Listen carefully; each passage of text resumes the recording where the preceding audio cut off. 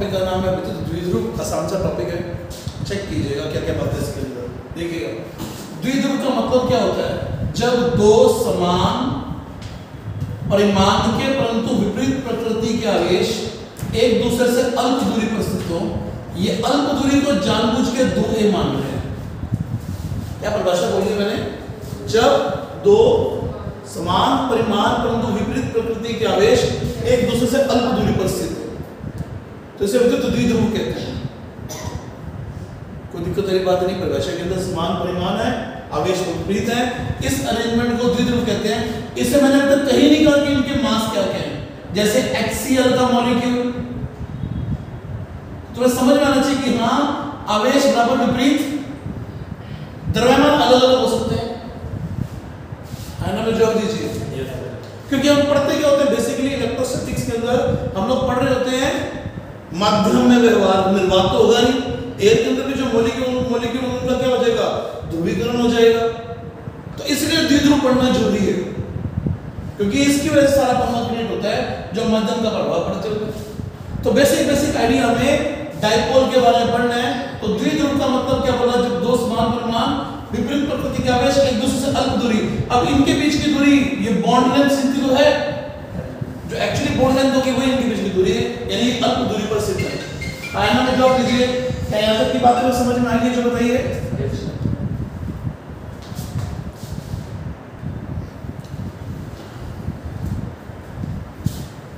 Excel का molecule लिखा हम लोगों ने, एक टर्म डिफाइन करनी पड़ेगी जिसका नाम है द्विध्रुव आघूर्ण।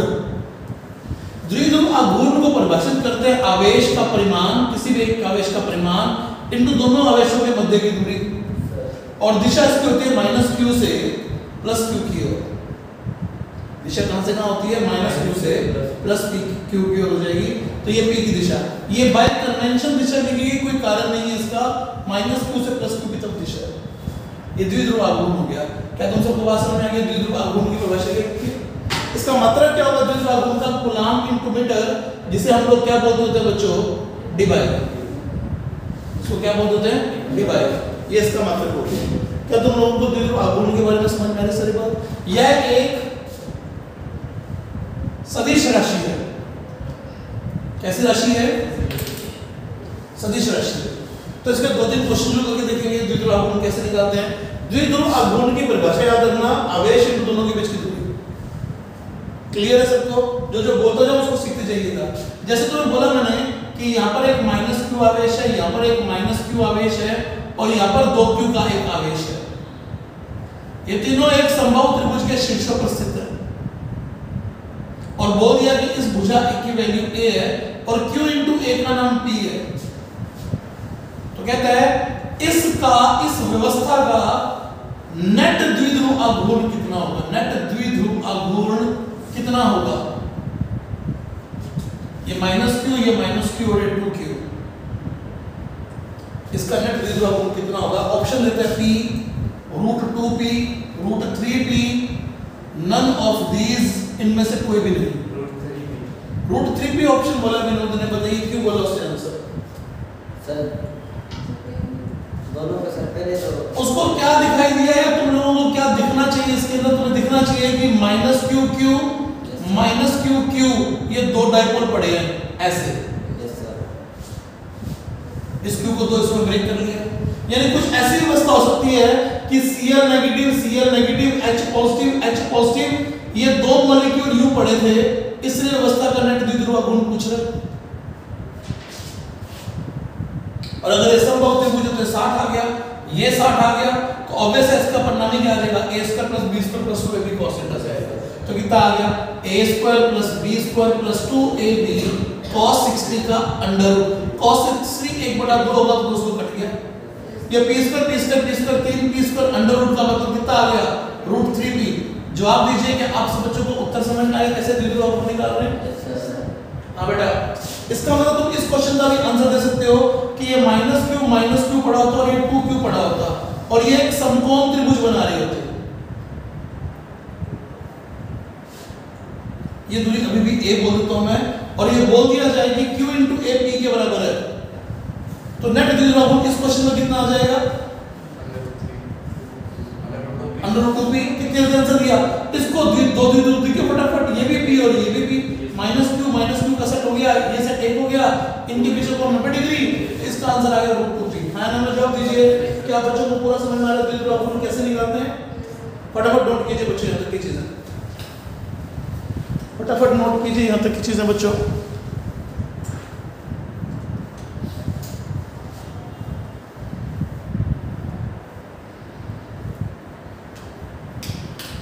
नहीं समझ में आया तो आराम से पूछिएगा, कोई दिक्कत नहीं है इसमें। क्लियर आप सबको बच्चों? ध्यान से देखिएगा।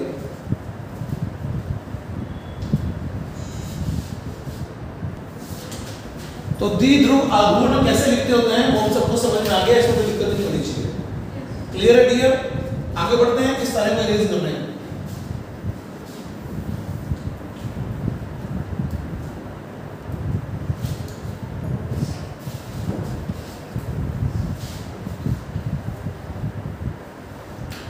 जो बताया है उसको ढंग से सुनिएगा, सारी चीजें गड़बड़ मत कीजिएगा, बहुत आराम से सीखना, गड़बड़ मत करना, ध्यान से देखना सारी चीजें, थोड़ा सा ठीक लेवल पे जाएंगे।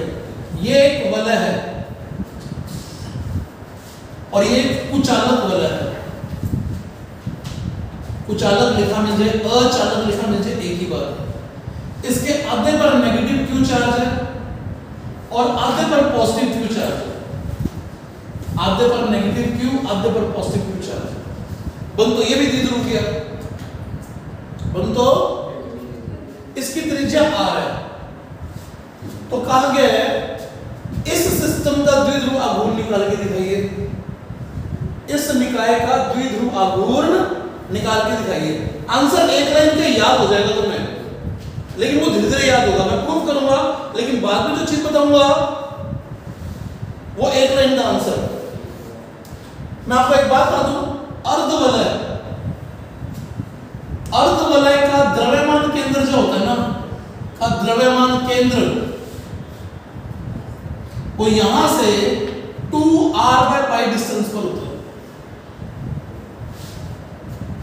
द्रव्यमान केंद्र कहां होता है? ठीक है, यानी इस नेगेटिव का सारा सेंटर जो माना जाएगा वो यहां से 2r/π पे माना जाएगा।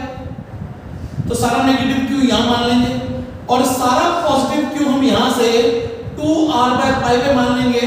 तो दोनों आवेशों के बीच की दूरी कितनी होगी? 4r/π। तो इसका द्विध्रुव आघूर्ण आएगा q × 4r/π। दिशा -q से +q आनी है, ये p नेट आएगा इसका। लेकिन मैंने आपको जैसे कहा कि मैं इसको प्रूव करके दिखाऊंगा, उस प्रूफ को आपने ध्यान से देखना है।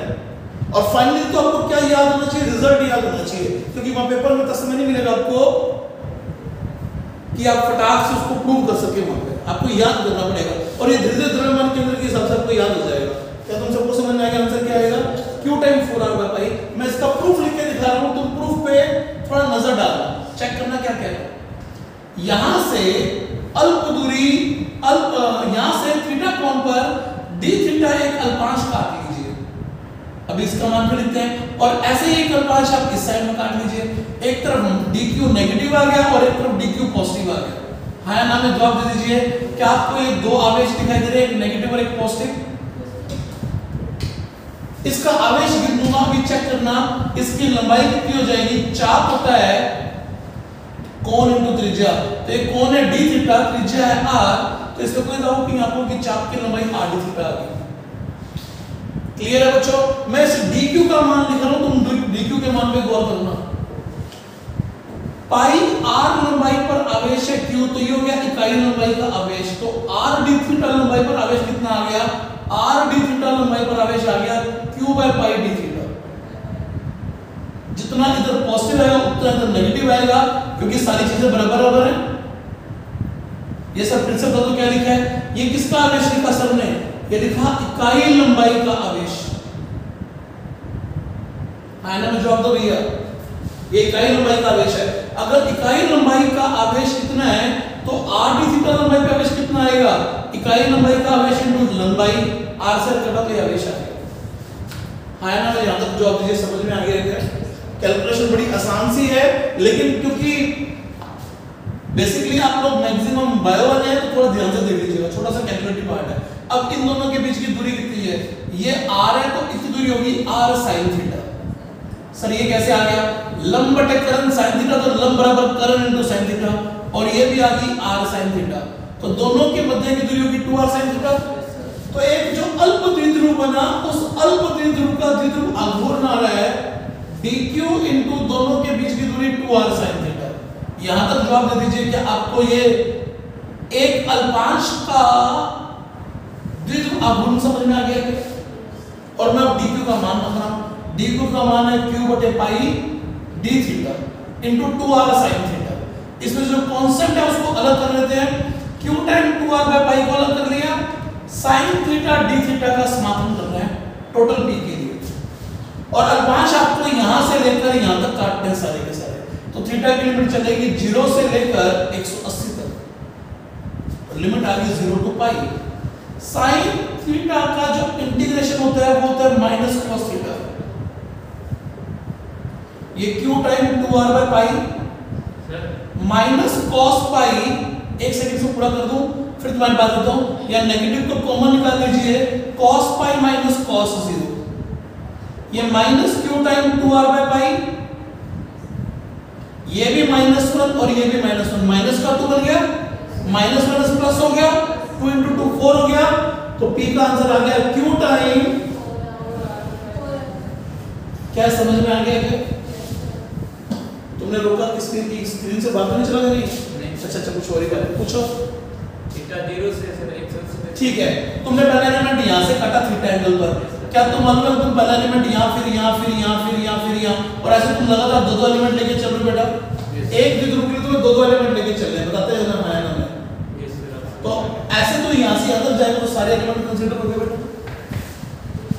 और बता बेटा कुछ और पूछना था इसमें, क्या तुम सबको आंसर समझ में आ गया? कमेंट में क्या बोल चुका था? ये आंसर भीतर याद हो जाएगा, क्योंकि तुम्हें इसका सेंटर मास आगे जाके याद हो ही जाना है, तो 2r bye 2r by pi से इन दोनों के बीच के आवेशों के बीच की प्रभावी दूरी क्या आ रही है? 4r बाय पाई आ रही है। यस और नो में जवाब दीजिए। क्या द्विध्रुव तुम्हें समझ में आ रहा है कैसे बनाया गया ये बताओ? ध्यान से लिख लीजिए बच्चों, आप लोग चाहें तो सिर्फ रिजल्ट लिख सकते हैं,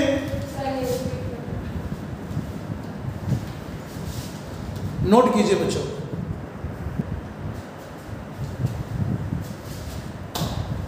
हम इसका प्रोसेस नोट कर रहे हैं बच्चों वापिस, और एक बार फिर से प्रोसेस देख लेते हैं कैसे निकाला सारा का सारा। आसान सा मामला है, ये सारा पॉजिटिव है ये सारा नेगेटिव है, तो द्विध्रुव तो बन गया, लेकिन ये बिंदु आवेश नहीं है, ये तो वितरित आवेश है, बटा हुआ आवेश है। लेकिन तुम्हें क्या समझ में आया? सर मैं 2 और 5 बराबर दूरी पे काट लूंगी यहां से, तो ये द्विध्रुव बन जाएगा, और ये सभी द्विध्रुव के द्विध्रुव आघूर्ण जोड़ने। इससे पहले वाले क्वेश्चन में जब तुमने 2 मॉलिक्यूल लिए थे तभी तो एडिशन किया था, तो जोड़ने का मतलब क्या होता है? इंटीग्रेट कर लो, ये भी तो होता ही है, तो हम समाकलन कर लेंगे इसका। हमने पहला अल्पांश कहां काटा? हमने यहां से थीटा कोण पे जाके पहला अल्पांश इधर उधर 2 अल्पांश लेके चलने बेटा, इससे पूरे द्विध्रुव सारे के सारे द्विध्रुव कंसीडर हो जाएंगे, तो हम 2 अल्पांश लेके चलते हैं, तो लिमिट क्या आएगी? साफ दिखाई दे रहा है 0 से 180 तक, और सारे द्विध्रुव आघूर्ण इधर ही आएंगे। तुमने एक जनरल पॉइंट का द्विध्रुव आघूर्ण लिख लिया, इसका आवेश कैसे निकालोगी?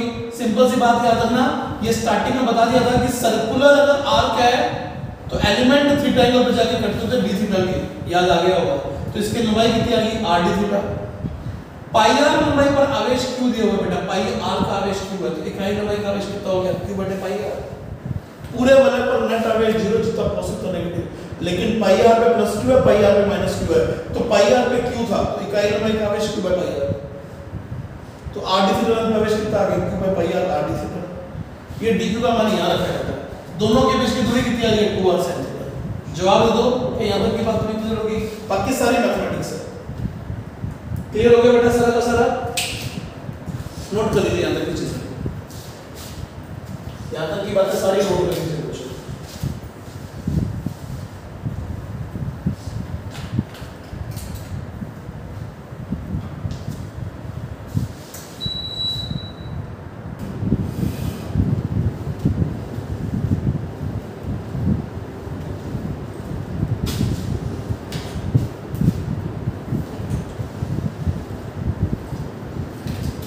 नोट कर लीजिए सारा का सारा जो भी है अपने सामने इस टाइम पे।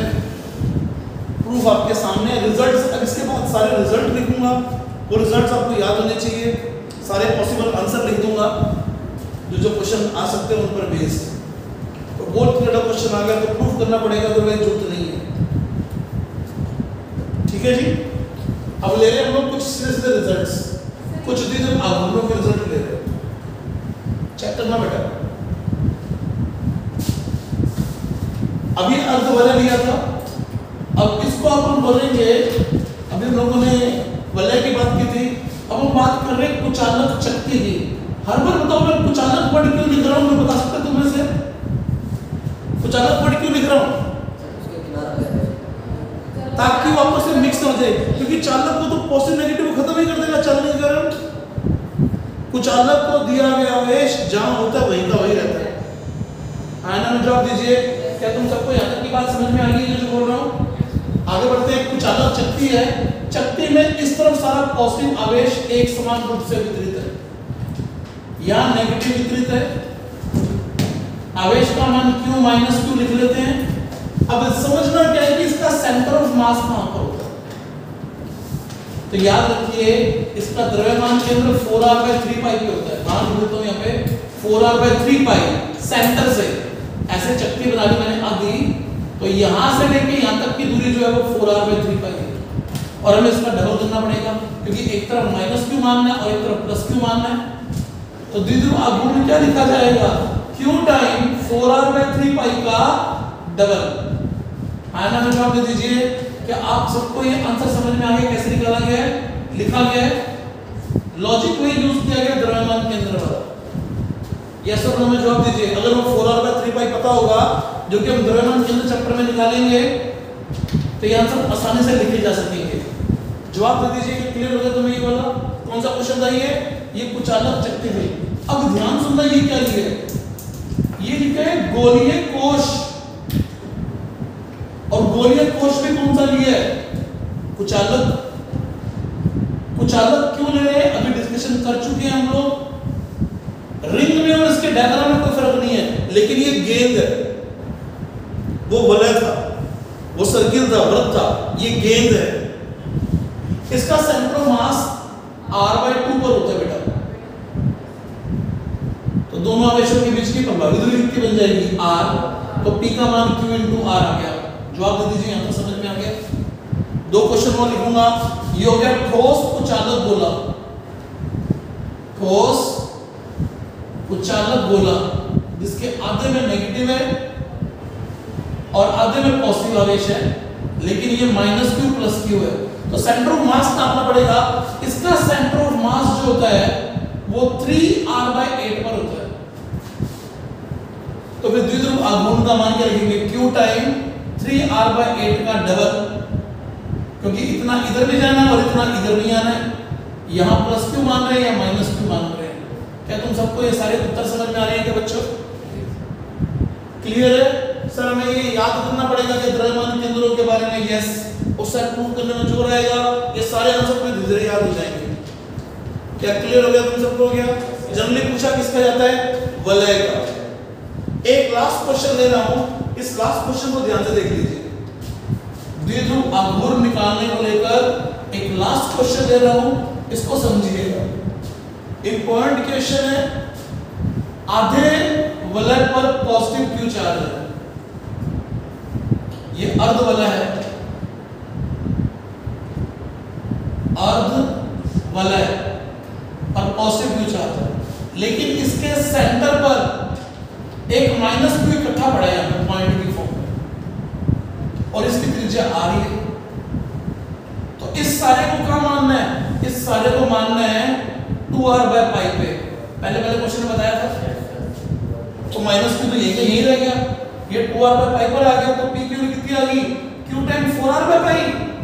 इस बार 4r/पाई मत लिख देना, इस बार सिर्फ 2r/पाई। क्या तुम्हें समझ में आ गया कि विस्तृत को कहां लिख सकते, वितरित आवेश को कहां लिख सकते हैं, मान सकते हैं? उसके द्रव्यमान केंद्र में मान सकते हैं। वो बस वहां पर क्या होना चाहिए? एक समान रूप से वितरित होना चाहिए। क्या तुम सबको ये सारे द्विध्रुव आघूर्ण समझ में आ गए? Yes sir. आराम से देख के बता दीजिए। क्या तुम सबको ये सारे द्विध्रुव आघूर्ण समझ में आ गए? नोट कीजिए यहाँ तक की सारी चीजें।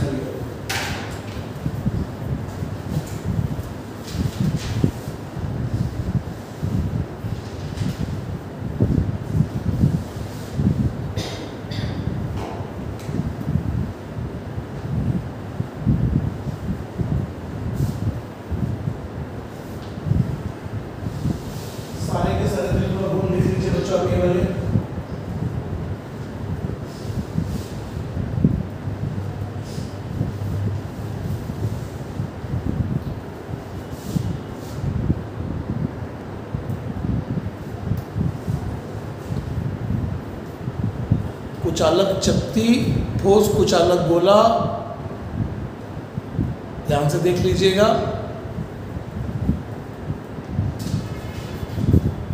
जो बताया बच्चों,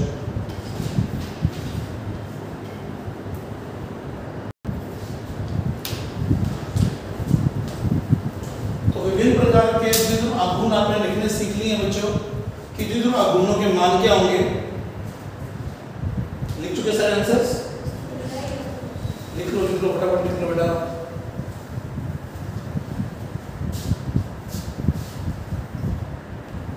प्रभावी दूरियां पता होना चाहिए कि क्या प्रभावी दूरियां बन रही है दो आवेशों के बीच की।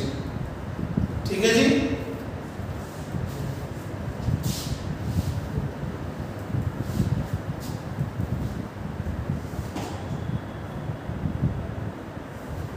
द्विध्रुव आघूर्ण हमें लिखने हैं।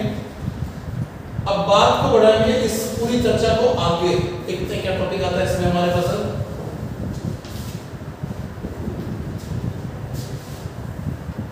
नेक्स्ट हेडिंग है हमारे पास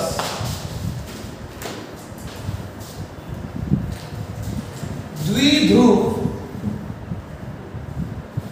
के कारण विद्युत क्षेत्र की तीव्रता। 3 आर्टिकल सॉल्व करने इसके अंदर, 3 आर्टिकल हैं, 3 पार्ट बनेंगे इसके। विद्युत द्विध्रुव के कारण विद्युत क्षेत्र की तीव्रता, विद्युत क्षेत्र की तीव्रता। नंबर 1 निकालेंगे अक्ष पर तीव्रता। नंबर 1 निकालेंगे अक्ष पर तीव्रता। ध्यान सुनना, ये -q और ये +q आवेश हो गए 2 और ये इसका अक्ष है बेटा। ये जो ब्लू से मार्क किया ये इसका अक्ष हो गया। ये तो खुद मॉलिक्यूल ही था, तो मॉलिक्यूल के इस तरफ ने इसका अक्ष शो कर दिया। इस द्विध्रुव का नाम हम लोग रख लेते हैं AB। इसका द्विध्रुव आघूर्ण मान लेते हैं P, जो कि -q से +q की तरफ है। राइट। अब यहां पर इसके केंद्र से r दूरी पर तीव्रता निकालने के इच्छुक है। यहां पर इस पॉइंट का नाम रख लेते हैं M, जहां पर तीव्रता निकालनी है। और इन दोनों आवेशों के मध्य की दूरी है 2a। देख के बताइए क्या सबको समझ में आ गया द्विध्रुव कैसे शो किया हम लोगों ने। ये -q आवेश, ये +q आवेश, दोनों के बीच की दूरी 2a। सेंटर ये रहा, ये दूरी भी a, ये दूरी भी a। सेंटर से r दूरी पर विद्युत क्षेत्र की तीव्रता निकालनी है, अक्ष पर निकालनी है। राइट। तो ये दूरी कितनी हो जाएगी? हमें तो किसका फॉर्मूला पता होता है? हमें बिंदु आवेश के कारण तीव्रता का फॉर्मूला पता है। ये पूरा r, ये a, तो ये दूरी बच गई r-a और ये दूरी होगी सारी की सारी r+a। यहां तक पे कमेंट कीजिएगा दूरियां समझ में आ गई आप सबको के? ये r थी तो ये r- है, ये r+है। यहां पॉजिटिव आवेश है या नेगेटिव तीव्रता निकालने के लिए इकाई धनावेश रखोगे। ये पॉजिटिव को रिपेल करेगा, तो एक तीव्रता आएगी E पॉजिटिव वाली। E पॉजिटिव का मतलब पॉजिटिव के कारण तीव्रता, ये रिपेल कर रहा है। नेगेटिव के कारण तीव्रता आएगी इस तरफ, और दोनों के बीच का कोण हो गया 180 डिग्री। तो पहले E पॉजिटिव E नेगेटिव के मान लिखते हैं, फिर नेट तीव्रता निकालते हैं। +q के कारण तीव्रता, जिसका नाम रखा हमने E पॉजिटिव। फॉर्मूला होता है kq/r² और r का मान है r-a और दिशा लिखनी जरूरी है, तो यह bm दिशा में, ये b से m की दिशा में kq/r-a का होगा। ऐसा ही -q के कारण तीव्रता E नेगेटिव लिख रहे हैं। E नेगेटिव का मतलब नेगेटिव कारण तीव्रता। चेक करो, दिखाई दे रहा सब कुछ क्या? तो ये आ गया r+a का होल स्क्वायर। दिशा कौन सी हो जाएगी? MB दिशा।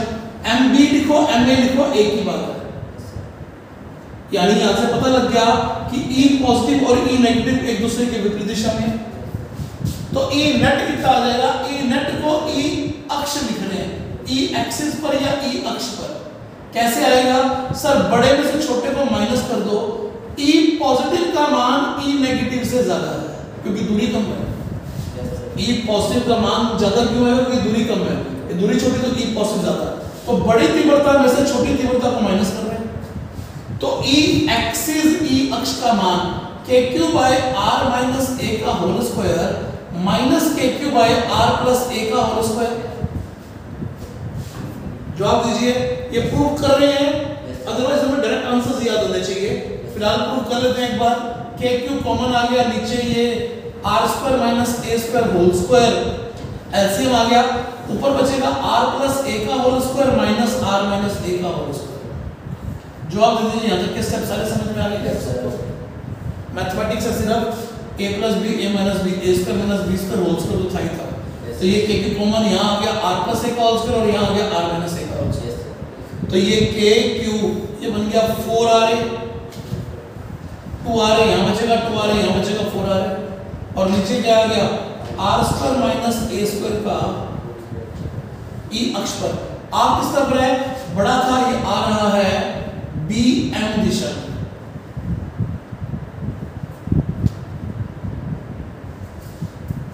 बिल्कुल सही है जी। थोड़ा सा सॉल्व कर लेते हैं। q इंटू 2a का नाम p है, तो इसमें से 2 को अलग करके 2 करके p कर लेते हैं, तो ये आ गया 2, एक जो बचेगा, बाकी k, q इंटू 2a खत्म हो गया, p r। जवाब दे दीजिए, क्या e अक्ष का नाम समझ में आ गया क्या आप सबको? वेक्टर फॉर्म में लिख रहा हूं तो हम बोल चुके हैं कि इसकी दिशा p की दिशा में होगी। p की दिशा में कैसे होगी वैसा चेक कर लो। P की दिशा, BM की दिशा कौन सी है? BM की दिशा P की दिशा, तो P की दिशा में ही होगा। और अगर हम लोग बोल रहे हैं कि द्विध्रुव जो है वो आइडियल है, आदर्श है, तो आदर्श की परिभाषा क्या होती है कि जो A है वो R की तुलना में नगण्य होता है। ये बहुत नजदीक आ जाए, तो इसको छोड़ देते हैं। तो E पॉजिटिव यानी E, सॉरी ये E पॉजिटिव लिखा गया यहाँ पे, वैसे हम ये E अक्ष लिख रहे थे, सिंबल्स करेक्ट कर रहा हूं यहां से मैं।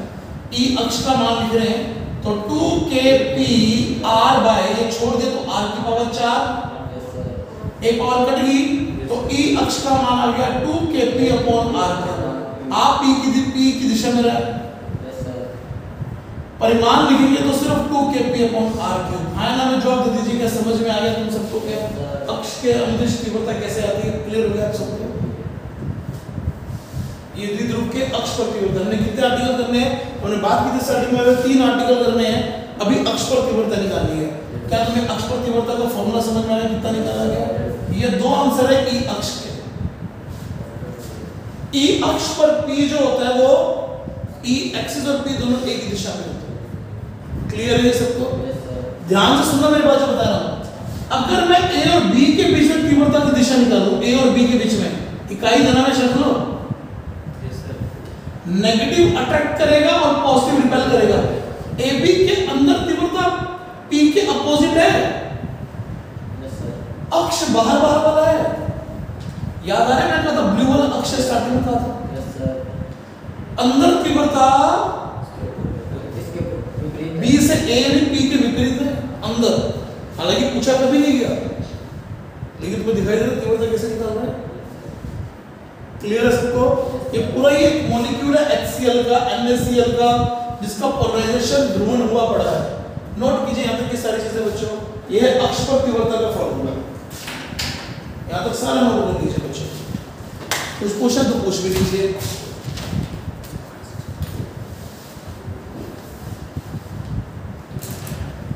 कुछ पूछना है तो पूछ भी लीजिए।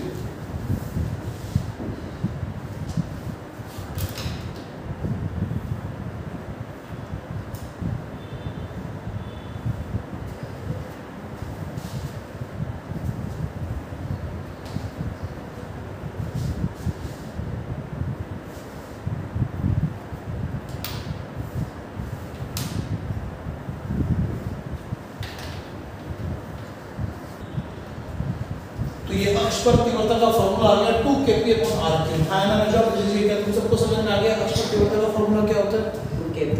2kp अपॉन r क्यूब आदर्श द्विध्रुव के लिए। ये आंसर पे ट्रू है, ये आंसर पे ट्रू है, ऑप्शन देख के डिसाइड किया जाएगा। E अक्ष और P के मध्य कोण कितनी डिग्री का हो गया? 0 डिग्री का। E अक्ष और P के मध्य 0 डिग्री। आगे बढ़ते हैं, अब हम लोग निकालेंगे निरक्ष पर तीव्रता। कहाँ निकालेंगे अब? अक्ष पर पर हो गया। अब निकालेंगे निरक्ष पर विद्युत क्षेत्र की तीव्रता।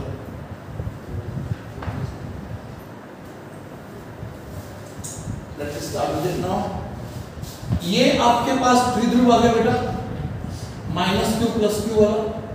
बीच का सेपरेशन इनका 2a है, a में स्प्लिट कर लिया, ये p की दिशा आ गई। निरक्ष पर आपने r दूरी पर एक बिंदु ले लिया है, इसका नाम अभी भी AB है, इसका नाम m रख लेते हैं वापस। तीव्रता देखते हैं किस तरफ आती है, आसान सा आर्टिकल है। बिंदु आवेशों के मध्य की दूरी आपके सामने बेटा, ये r ये a, तो ये भी r² + a² अंडर और ये भी r² + a² अंडर पाइथागोरस से निकाल दी। इकाई घुमावे शक्ल से तीव्रता निकालने के लिए बहुत ध्यान से सीखेगा। ऐसे पॉजिटिव के कारण तीव्रता जो आएगी वो इधर आएगी, नेगेटिव का नीचे आएगी, नेगेटिव इसको इधर आकर्षित करेगा तो E नेगेटिव इधर आएगा। पहले काम करते हैं, E पॉजिटिव और नेगेटिव की वैल्यू लिख देते हैं। E पॉजिटिव का मान आ गया KQ/ दूरी का वर्ग इतने अंडर का वर्ग, तो ये आ गया KQ बटा में r² + a²।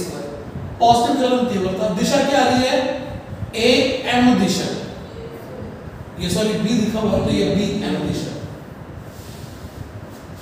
लेकिन E नेगेटिव के कारण कितना आएगा, KQ बटा में इतना ही मान आ जाएगा क्योंकि दूरी तो उतनी ही है। दिशा कौन सी रहेगी, MA दिशा में। आयना में जवाब दीजिएगा तो ये आ गया r² + a² अंडर हट चुका है, ये E नेगेटिव के कारण आ गया। क्या ये दो मान तुम सबको समझ में आ गई क्या? ये कौन सी दिशा में आया, ये MA दिशा में आया। तो एक बात तो क्लियर है कि E पॉजिटिव का परिमाण और E नेगेटिव का परिमाण बराबर है, इसे E मान देते हैं एक बार के लिए। जवाब दीजिए, दोनों का नाम हमने E मान लिया, समझ में आ गया। E निरक्ष पर निकालना है नेट, तो नेट इन दोनों का सदिश योग करना पड़ेगा। तो एक काम करते हैं, इनको घटकों में विभाजित कर देते हैं। अगर ये कोण थीटा मानेंगे तो ये एकांतर कौन सा थीटा हो गया, इधर थीटा मानेंगे, ये दोनों बराबर क्यों होंगे, क्योंकि एक जैसे ट्रायंगल है ये तो ये संगत कोण का थीटा आ गया। हाँ ना में जवाब दे दीजिए, क्लियर है। तो E पॉजिटिव में घटक कर लेते हैं, ये घटक आ गया E पॉजिटिव cos थीटा, ये घटक आ गया, सॉरी ये साइन है क्योंकि थीटा ही है, तो ये E पॉजिटिव cos थीटा। इधर से ये E नेगेटिव का component E negative cos theta, इस तरफ आ गया E नेगेटिव sin थीटा। हाँ ना में जवाब दे दीजिए कुछ। तो सिंपल सी बात है, ये वर्टिकल कंपोनेंट कैंसिल हो रही है, हॉरिजॉन्टल कंपोनेंट ऐड आ रहे हैं। तो E निरक्ष पर, जिसे E इक्वेटोरियल बोलते हैं, इक्वेटोरियल आ गया 2E cos थीटा, ये भी E cos theta, E cos theta, 2E cos theta. E का मान रखते हैं, बराबर ही मान है, तो E निरक्ष पर आ गया 2E की जगह पर KQ/r² + a² और cos थीटा का मान हो जाएगा आधार बटा कर्ण। जवाब दे दीजिए, क्या cos थीटा का मान आधार बटा कर्ण जो वहां रखा है आप सबको समझ में आ गया क्या? ये पावर 3/2 हो जाएगी, तो K Q2A को इकट्ठा कर लेंगे, नीचे पावर हो चुकी है 3/2। E निरक्ष चल रहा है, E निरक्ष का मान आ गया KP बटा में r² + a² की पावर 3/2। ये E निरक्ष का मान आ गया। वेक्टर फॉर्म में लिखे तो ये P के बिल्कुल विपरीत आ रहा है, तो E निरक्ष का वेक्टर फॉर्म क्या बन जाएगा, KP अपॉन r² + a² की power 3/2 but negative sign. Negative क्यों लिखा, तुम सबको समझ में आ गया ना? क्यों लिखा, क्योंकि दोनों की दिशा एक दूसरे के विपरीत है, 180 का। अगर आदर्श द्विध्रुव हो जाए तो A को छोड़ देंगे, तो E इक्वेटोरियल का वेक्टर फॉर्म आ गया -KP बटा में r। और उस तरफ परिमाण लिखेंगे तो KP अपॉन r। जवाब दे दीजिए, क्या यहाँ तक की बात तुम सबको समझ में आ गई है? कौन सारे समझ में आ रहे हैं, कौन कौन से एंगल लिख रहे हैं, कहाँ 0 डिग्री बोला, कहाँ 180 बोला, क्या तुम सबको समझ में आ गया? E अक्ष E निरक्ष, आराम से देख के जवाब दे दीजिए। क्या यहाँ तक की पूरी स्थिति क्लियर है आप लोगों को? अक्ष पर तीव्रता कितनी होती है, निरक्ष पर तीव्रता कितनी होती है, किस ओर होती है, कितने कोण पर होती है, वेक्टर P और वेक्टर E में कोण 0, अक्ष के लिए, अब निरक्ष के लिए P और E में कोण 180। क्लियर है यहाँ तक सबको? यहाँ तक का सारा काम नोट कर लीजिए आप लोग, ठीक है। कल आप लोगों को हम लोग इसके अंदर डिस्कशन करेंगे। इसके बाद कल अपने किसी जनरल पॉइंट पर इलेक्ट्रिक फील्ड कैसे निकालते हैं, द्विध्रुव का किसी विद्युत क्षेत्र में प्रभाव कैसा होता है, कैसे उस पर बल, कैसे बल आघूर्ण कार्य करते हैं, वो कल देखेंगे। क्या यहाँ तक की सारी चीजें क्लियर हो गई है? फिर पूछता हूँ आपसे मैं, ठीक है। तो आज के लिए काफी है, कल कंटिन्यू करेंगे इसको हम लोग नेक्स्ट लेक्चर में, इसको आगे बढ़ाएंगे।